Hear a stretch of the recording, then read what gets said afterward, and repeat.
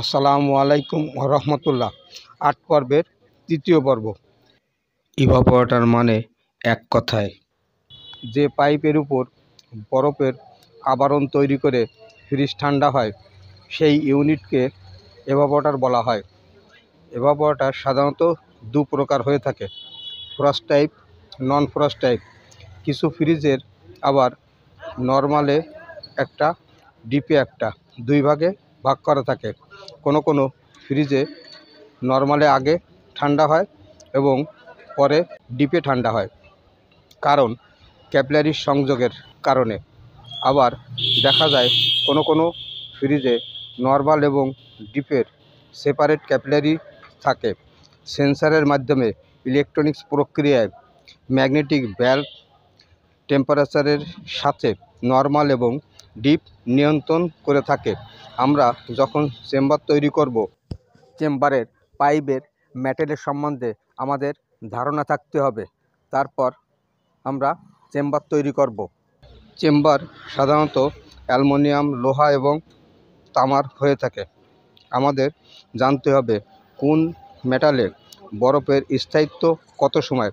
একটা মেটাল থেকে আর একটা মেটালে পরিবর্তন করে চেম্বার বানানোর ক্ষেত্রে পাইপের রেশিও মেলানো একটা বড় হিসাব। এই হিসাব যে যত সঠিক করতে পারবে, সেই ক্ষেত্রে মোটরের লাস্টিং তত বেশি হবে। চেম্বার বানানোর ত্রুটিতে 3টা জিনিস হয়ে থাকে। 1 নাম্বার, বিদ্যুৎ বিলের পরিবর্তন হবে। 2 নাম্বার, গ্যাসের লংজিভিটি কম বেশি হবে। 3 নাম্বার, মোটরের লংজিভিটি কম বেশি হবে। আমি অনেক টেকনিশিয়ান ভাইদের দেখি নর্মালের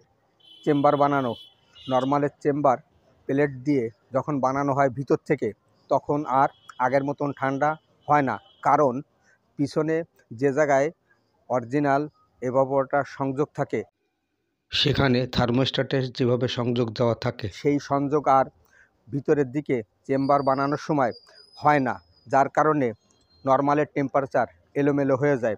এই জিনিসটা প্রায় টেকনিশিয়ানের আমি দেখি রেডিমেড কাজ করা। আসলে এর জন্য মোটর পোড়ার একটা ভয় থাকে। আজ এ পর্যন্ত। আমার এই ভিডিওটা দেখায় যদি আপনাদের কোনো বোঝার অসুবিধা থাকে, তাহলে আমার ফোন নাম্বার দেওয়া আছে, আপনারা আমাকে সরাসরি ফোন করে জানাবেন, আমি সঠিক উত্তর দেওয়ার চেষ্টা করব। আজ আর বেশি বাড়ালাম না, আপনারা ভালো থাকবেন। আমার চ্যানেলটি সাবস্ক্রাইব করে নিত্য নতুন ভিডিও দেখার জন্য আমার পাশে থাকবেন। আপনারা আমাকে আগ্রহ বাড়াবেন। আসসালামু আলাইকুম ওয়া রাহমাতুল্লাহ।